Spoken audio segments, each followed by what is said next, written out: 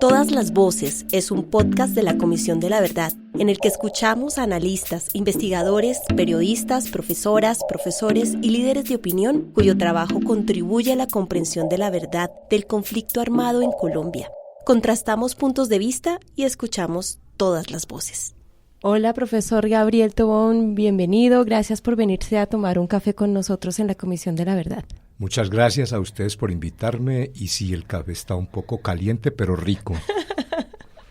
Bueno, mientras se va poniendo en la temperatura adecuada, vamos a ir conversando y queremos empezar hoy un poco el tema del reconocimiento de los impactos a la población campesina. Y para verlo hoy, quisiera que por favor nos recree un poco cómo era 1958, esa población campesina donde arrancó todo este conflicto armado. Bueno, yo un poco podría comentar lo siguiente. Creo que esa fecha del 58 es una fecha de cierre de lo que fue la guerra bipartidista entre liberales y conservadores, que definitivamente jugó un papel muy importante en lo que fueron los procesos de colonización espontánea, o diría yo colonización obligada por la violencia política de los dos partidos. El 58 de alguna manera cierra también el acuerdo político de ambos partidos para constituir el que conocimos como Frente Nacional, que todavía quedan algunos resquicios de él, eso no se ha superado completamente, y fue un pacto entre las élites oligarcas de aquellas épocas, liberales y conservadoras, que deja de un lado como herencia serios procesos de despojo de tierras en medio de la violencia como un factor que contribuye de alguna manera a mantener esa tendencia histórica que ya venía desde la colonia de la concentración de la tierra, pero también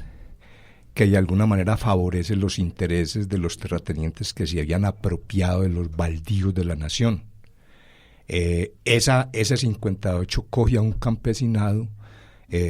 con respecto del cual esa violencia jugó un papel también decisivo en la desestructuración de muchas de las organizaciones campesinas que se construyeron durante los años 30 y los años 40 por las disputas y los conflictos agrarios por la tierra que se venían presentando entre campesinos, terrajeros y terratenientes. De tal suerte que otro aspecto importante de ese 58 es que aunque los partidos tradicionales liberal y conservador que actualmente subsisten en Colombia no lo reconocen, por lo menos de manera suficiente, el país hereda de esa guerra entre ellos el que fue posteriormente el surgimiento de las guerrillas, especialmente la guerrilla de las FARC y posteriormente la guerrilla del ELN, como un momento, digámoslo así, de cierre, de pacto político entre las élites, pero de alguna manera de desprotección, de abandono de ese campesinado que debía desplazarse para correr ya una violencia que no culminó con el pacto entre las élites, sino que persistió durante muchos años, mucho más adelante. Bueno, pero en muchas partes de América Latina no hubo reforma agraria, hubo conflictos similares de bipartidismo, pero ¿por qué en Colombia, qué hubo en Colombia que pudo prolongarse 6 décadas ese conflicto? Yo creo que lo que ha permitido que ese conflicto se prolongue de la manera y con las características tan peculiares que ha tenido en el caso colombiano ha sido lo que comúnmente se ha llamado la falta de voluntad política de esas élites que en su momento y durante muchos años tuvo un poder muy importante en las decisiones del Estado y particularmente en las decisiones sobre la tierra. Recordemos que en aquellos primeros años, o en esos años de los 60 más o menos todavía, predominaba en el Senado de la República la presencia de grandes caciques regionales que a su vez eran los grandes propietarios de tierras en las distintas regiones del país. Y de buena manera, creo yo, como dice Antonio García, las decisiones para resolver el problema de la tierra en Colombia se tomaron con base en la estructuración de unas reformas agrarias marginales que no cambiaban a la postre ni transformaban estructuralmente ese tipo de problemáticas. Pero adicionalmente también creo yo que a eso contribuye lo que algunos llaman la presencia diferenciada o el vacío institucional que hubo en el mundo rural desde entonces y que creo yo aún persiste en muchos territorios rurales. Vacío institucional, falta de presencia del Estado, que es una forma también como el Estado hace presencia, ¿sí? Donde las regulaciones y las interacciones ciudadanas empezaron a ser controladas y dirigidas por los grupos o por los nacientes grupos armados de la década de los 60, que a la postre se convirtieron en la autoridad y en los estados de facto en ese tipo de territorios. Y bueno, y en esos contextos, ¿cómo podríamos dar un marco de referencia de los impactos que sufrió la población campesina? Seguramente territorialmente hay variaciones, pero en general, ¿cuáles usted considera fueron los principales impactos en todo esto en estos años? Bueno, yo creo que para responder esa pregunta, yo diría debemos tener como un sentido mucho más general del conflicto. Y ese sentido más general lo podemos por lo menos tratar de descifrar alrededor de cuál fue el papel que jugaron los distintos actores que han intervenido en ese conflicto. Y dentro de esos actores, sin lugar a dudas, un actor de los principales ha sido el mismo Estado colombiano y su fuerza pública. Entonces, en ese sentido, yo diría, una de las grandes afectaciones que ha tenido, digamos, la población rural colombiana, no solo campesinos, población afrodescendiente, población indígena, es que en las zonas donde mayor actividad, dinamismo ha tenido el conflicto, esas poblaciones han sido completamente estigmatizadas por parte del Estado como consecuencia de una política contrainsurgente que predomina desde mediados del siglo XX aún hoy día, que no establece la clara diferencia entre la población civil no combatiente o la población civil que vive en esos territorios y la asocia directamente o bien como integrantes o bien como colaboradores o bien como miembros de las milicias. Y eso, digamos, es una tendencia que no la vemos ahora con la célebre frase de que toda protesta social está infiltrada. En aquel entonces, uno de los grandes, mejor dicho, recuerdo un texto muy bonito de José Jairo González que se llamaba El estigma de las repúblicas independientes, que fue una de las consecuencias de aquella época del pacto político frente nacionalista que hubo. Ahora, ¿por qué? Porque esa estigmatización política, convertir a la población rural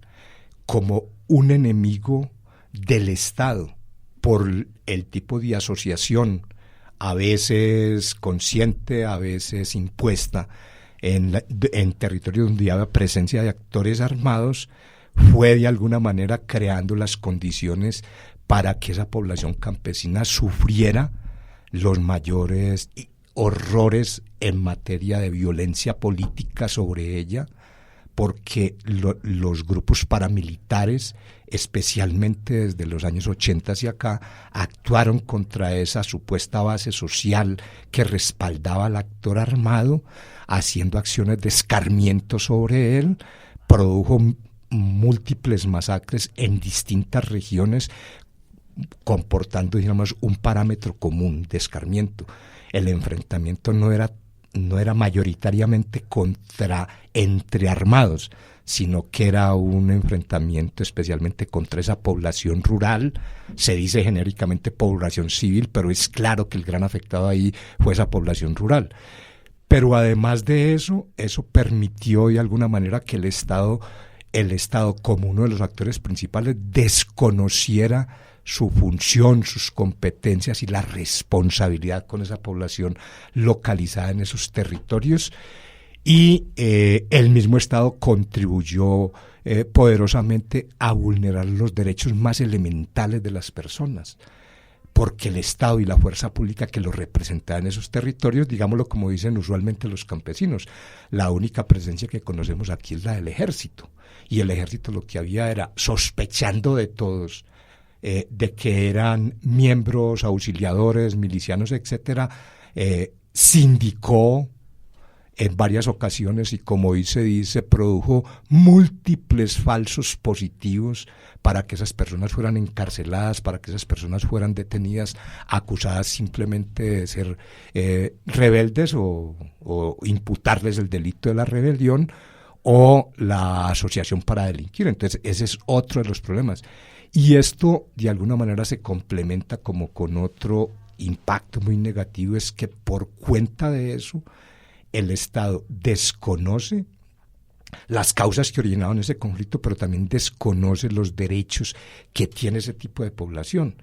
Los desconoce como sujetos políticos de una sociedad que, particularmente en las áreas rurales, esa comunidad rural de campesinos, de afros y de indígenas, ha tenido un pasado, ha tenido un presente, ha tenido un futuro. De hecho, si uno mira casi todas las revoluciones que se dieron durante el siglo XX, fueron revoluciones donde el actor social protagónico principal fue el campesinado. Mire la Revolución Mexicana, mire la Revolución Colombiana, mire la Revolución Sandinista.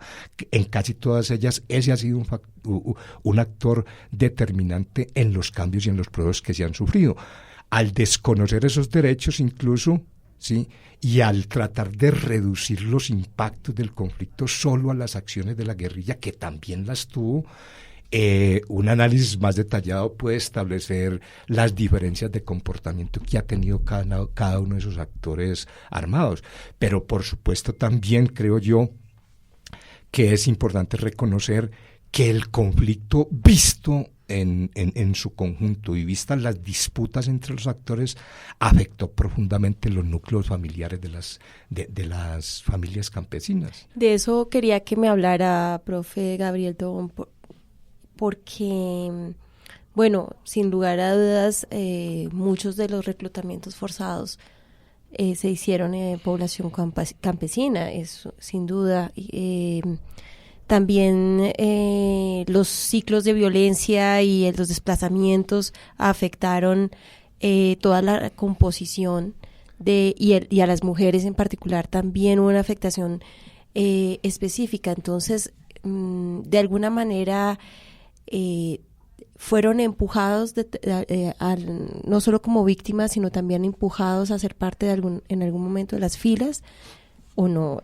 A ver, sí, yo creo que sí, pero creo que ahí también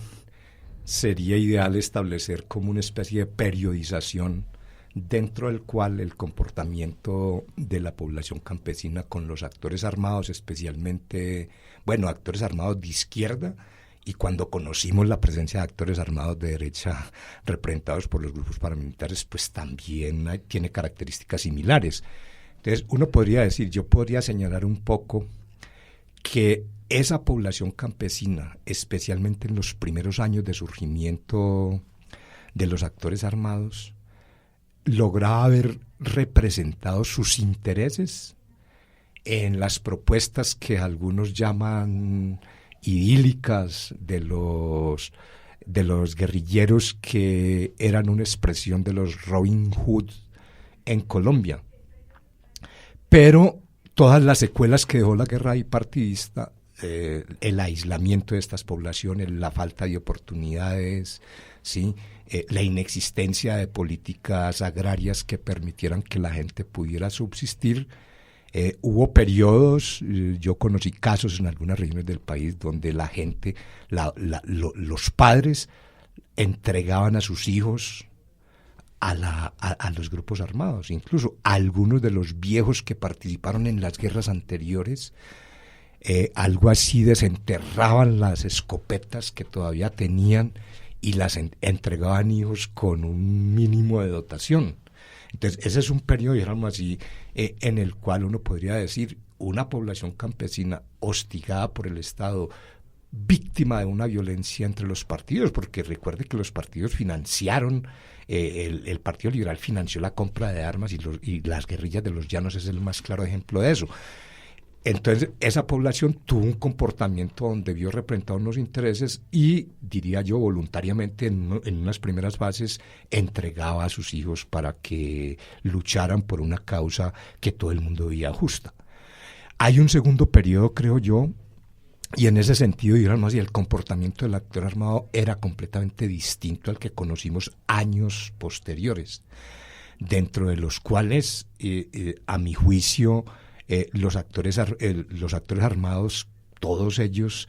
un poco en el afán de poder sostener su proyecto político militar, acudieron a fuentes de financiación no santas que estratégicamente con los años por delante contribuyeron a deslegitimar el proyecto original que ellos tuvieron cuando se alzaron en armas, por decirlo así.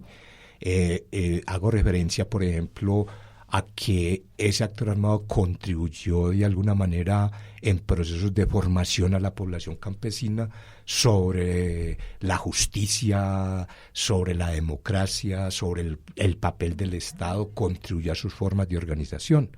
Digámoslo así, en procesos normales, dentro de los cuales, ante la ausencia del Estado central, las normas, las leyes, los códigos que se imponían eran los que dictaba el actor armado. Pero esto pasó de ser, digamos así, una especie de pacto implícito, consensuado, por decirlo de alguna manera, en las primeras décadas, a ser posteriormente, digamos así, una especie de relación asimétrica en la cual el actor armado se abrogaba el derecho y la capacidad de imponer sus normas, de imponer sus leyes, de establecer el orden en esos territorios y también de reclutar muchos más hombres para la guerra, especialmente cuando el conflicto crece, cuando los actores armados crecen en cantidad de combatientes, por decirlo de alguna manera.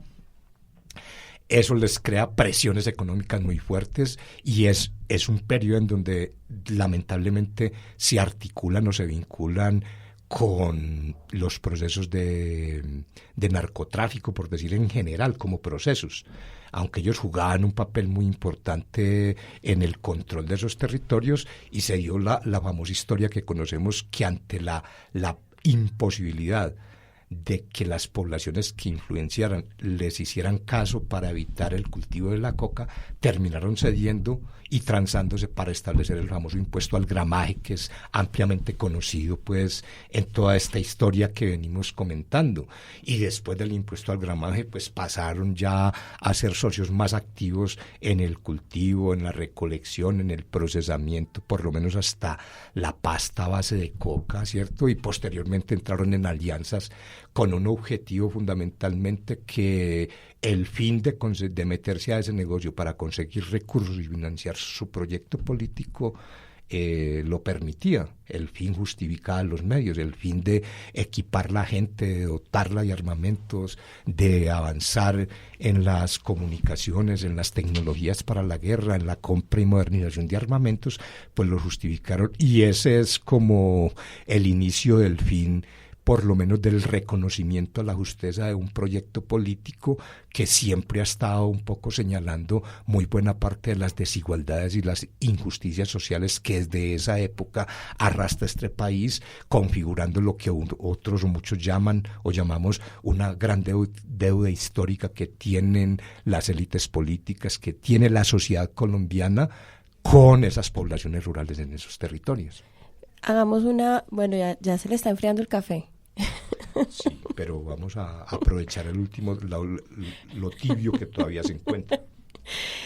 Profe, hablemos un poco de las afectaciones a las familias y a las mujeres en particular. Y el tema que usted decía generacionalmente, ¿no?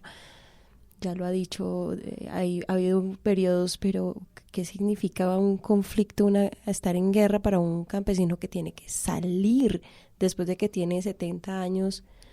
de ahí, o de un joven que no puede desarrollarse en el campo, siendo eso no solamente un espacio de vida, es un espacio cultural también? Bueno, yo pienso que ese tipo, hemos dicho que la guerra que se dio y el conflicto que se dio frustró muchos sueños, frustró muchas utopías, frustró muchos proyectos de vida que se recrean en la vida campesina, en el modo de vida campesina. Como usted dice, el campesino también es productor de cultura. Es el hecho de que la misma academia no reconozca muchas veces algunos de ellos o muchos de ellos que en ese espacio, o hemos dicho que el espacio rural no solamente es un espacio para producir alimentos, no es solamente un espacio económico, sino que es un espacio social donde se construyen relaciones, se generan los afectos de la gente, se empiezan a diseñar los proyectos de vida, los sueños, las realizaciones personales. Creo que todo eso fue completamente frustrado para amplios sectores de campesinos viejos, de campesinos jóvenes, ¿cierto?, que estaban ahí y que tenían, muchos de ellos, creo que es una historia muy conocida en todo el país, lo que vive el 80-90% de los jóvenes rurales y las mujeres rurales que están en los municipios principalmente rurales, ¿cierto?, es que no tienen alternativas. Esta sociedad no les ha permitido, no les ha ofrecido oportunidades, ni de educación, ni de empleo, ni de progreso, ni de mejorar sus condiciones de vida. Entonces es clásico que los bachilleres de este tipo de municipios terminan su bachillerato y la única alternativa que tienen es o migrar hacia las ciudades a convertirse en trabajadores de la construcción o mensajeros, etcétera, o trabajar en la cantidad de cantinas que hay en el pueblo, y eso crea unas condiciones muy propensas para que sientan una atracción por vincularse a las filas de las ofertas que le hacen los actores armados, porque esa es otra característica. La guerrilla en sus inicios no pagaba salarios, por decirlo de alguna manera, no tenía ese tipo de estipendios.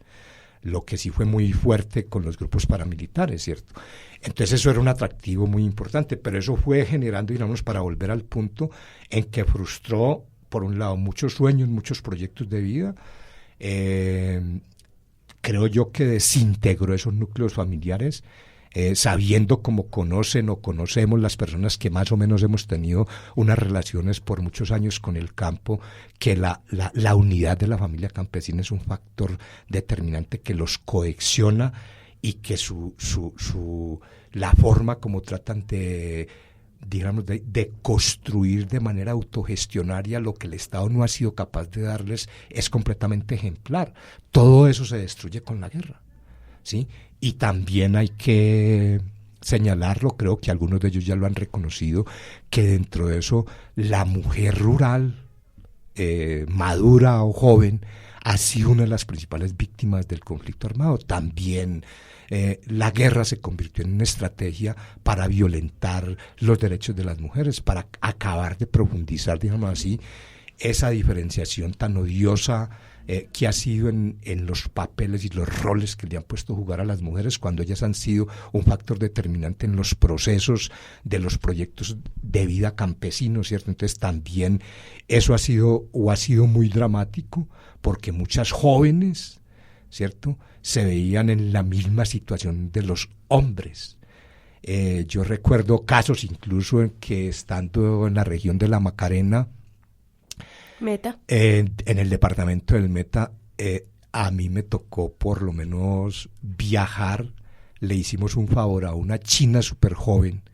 que se desertó de las filas de las FARC del Frente 40, la tuvimos que sacar camuflada porque no resistía a vivir más la vida ahí con todo lo que se ha dicho de ella, ¿cierto? Y todo lo que seguramente la Comisión de la Verdad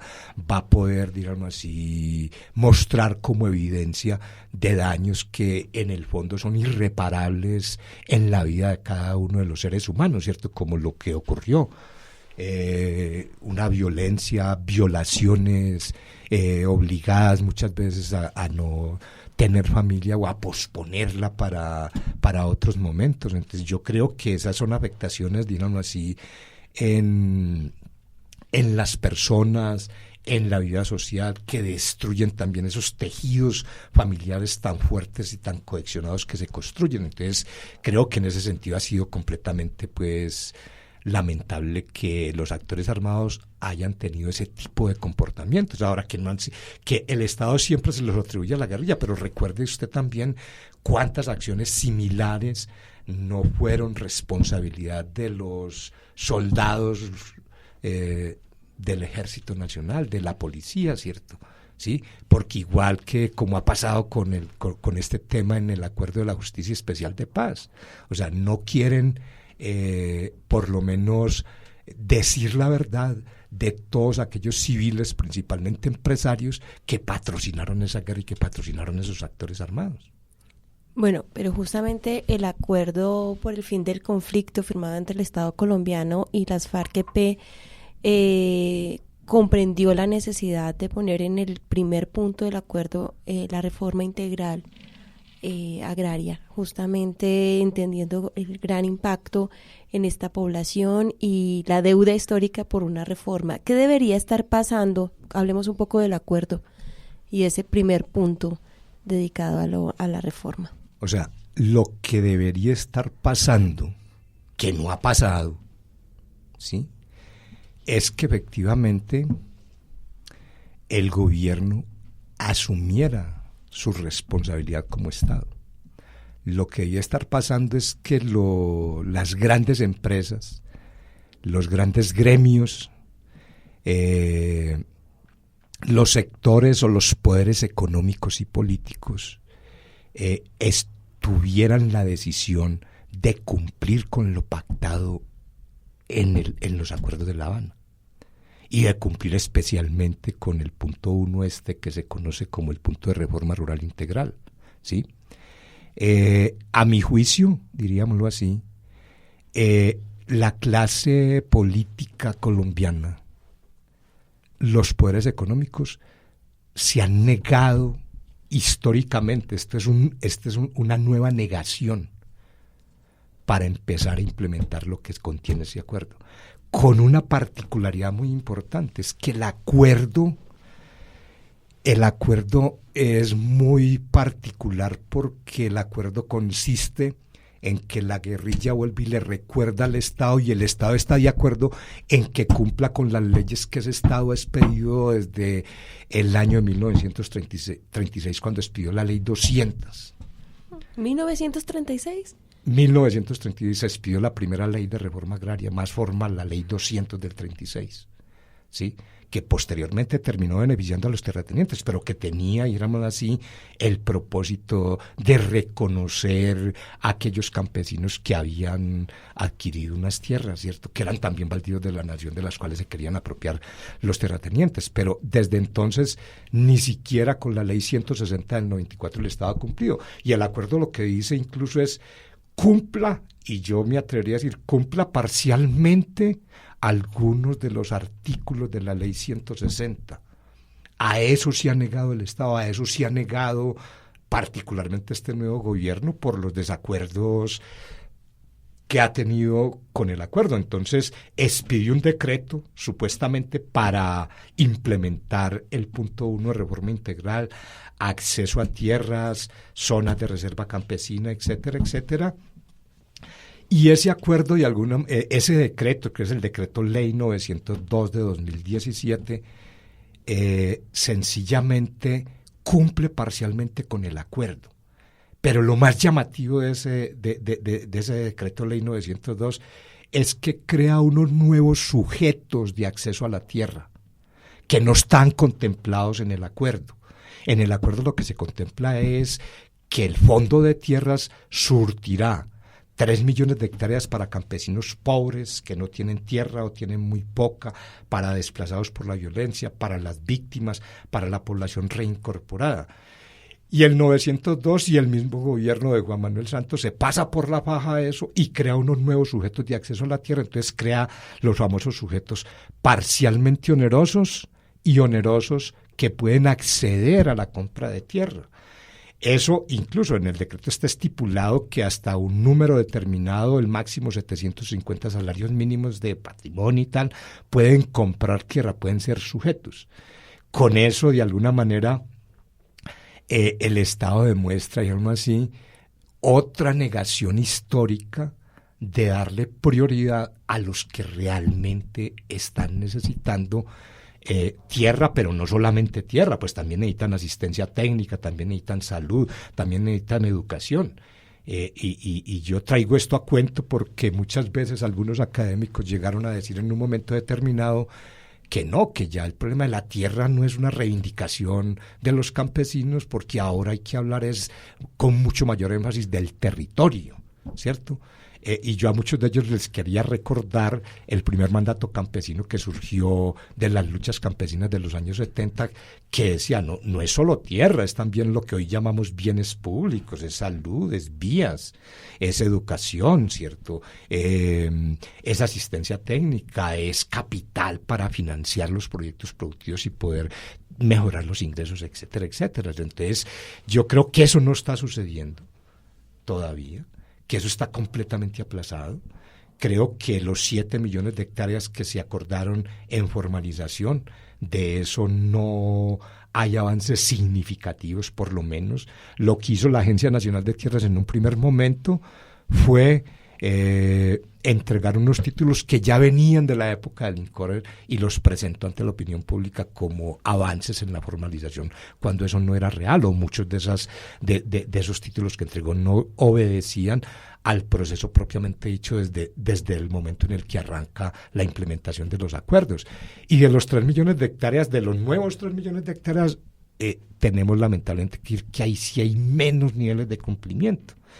Entonces yo diría, lo que debiera suceder es que el Estado cumpla por lo menos con las propias leyes que él decide,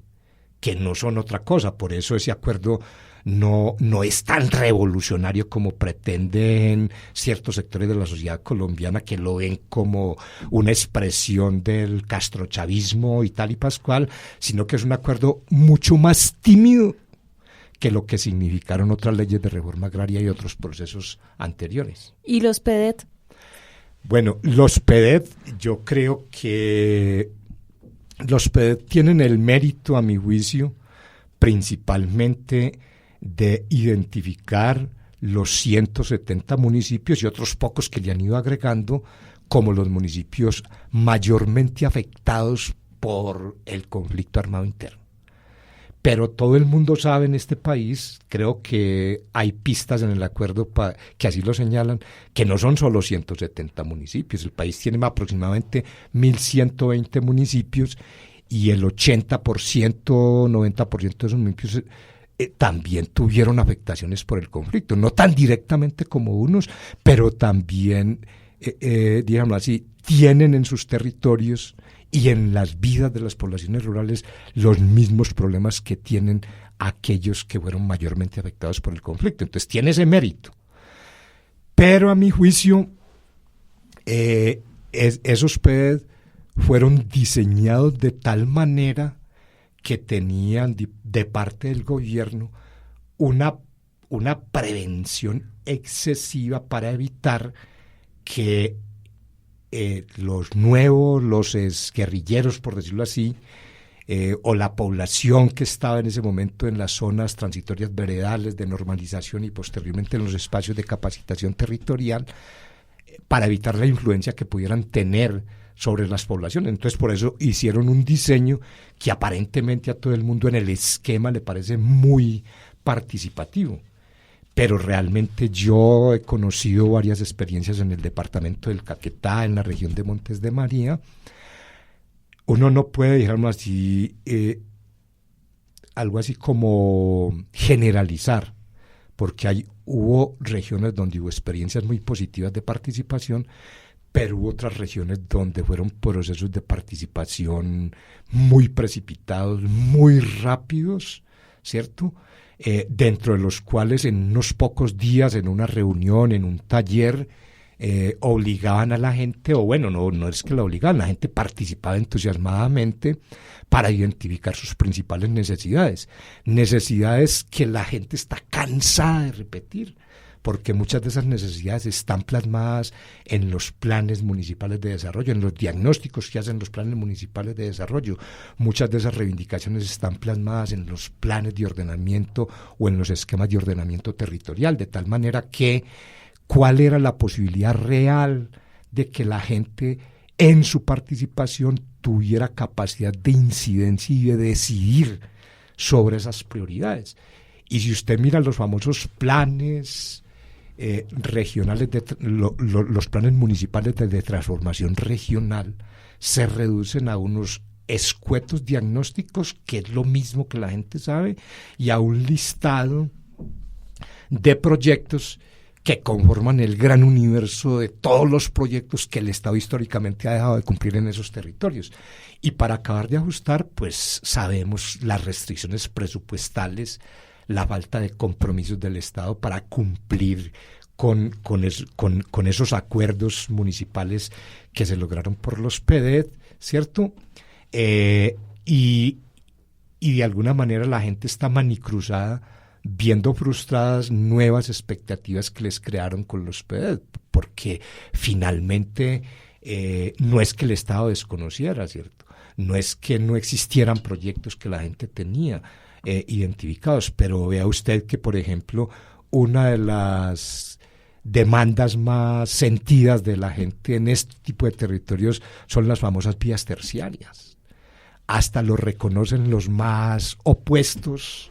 a los acuerdos de paz, y de eso muy pocas cosas tenemos. Bueno, finalmente, profesor, hay una intención que siempre tiene la Comisión de la Verdad, es de no solo estar avanzando en el esclarecimiento de la verdad, formulándose muchas de las preguntas que aquí nos hemos formulado, pero que pues no hay informes parciales sobre eso. Entonces estamos por eso escuchando a los expertos, pero quiere además reconocer en el proceso de ese mandato ciertas poblaciones, y para que la sociedad también reconocer los impactos y las luchas de las poblaciones campesinas. Ahí en las entrañas de las zonas rurales hay dolor, pero también hay muchísimo trabajo, muchísima acción muy activa, y quisiera que el profesor en este espacio también reconociera, díganos qué debería reconocer la sociedad frente a los impactos del conflicto y las luchas campesinas. A ver, yo pienso que, en primer lugar, la sociedad colombiana, y particularmente, diría yo, la sociedad urbana colombiana,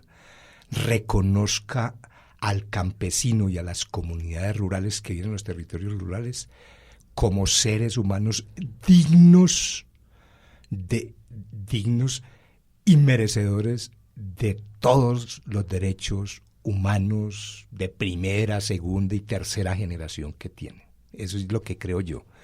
Lo segundo es que debiera reconocer que la responsabilidad, eso de decir principal o no, pero de reconocer la responsabilidad que tiene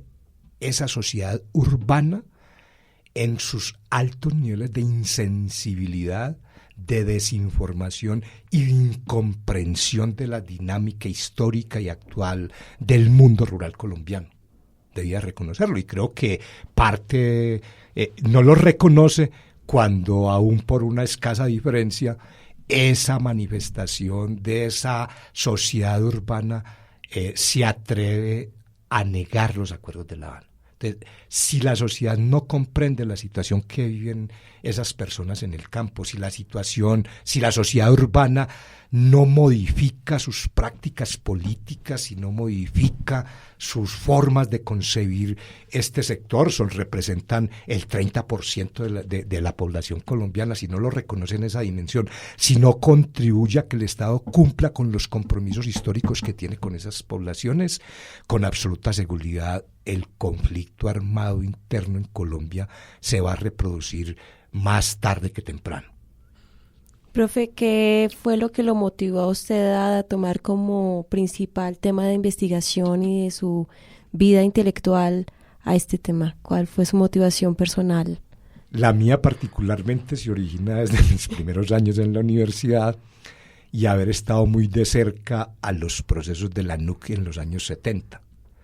Y algunos trabajos que hacíamos desde la universidad en un programa que era oficial, era institucional. Ese programa se llamó Campamentos Universitarios. Entonces yo terminé, afortunadamente hice ingeniería agrícola en la Universidad Nacional de Colombia, sede de Medellín,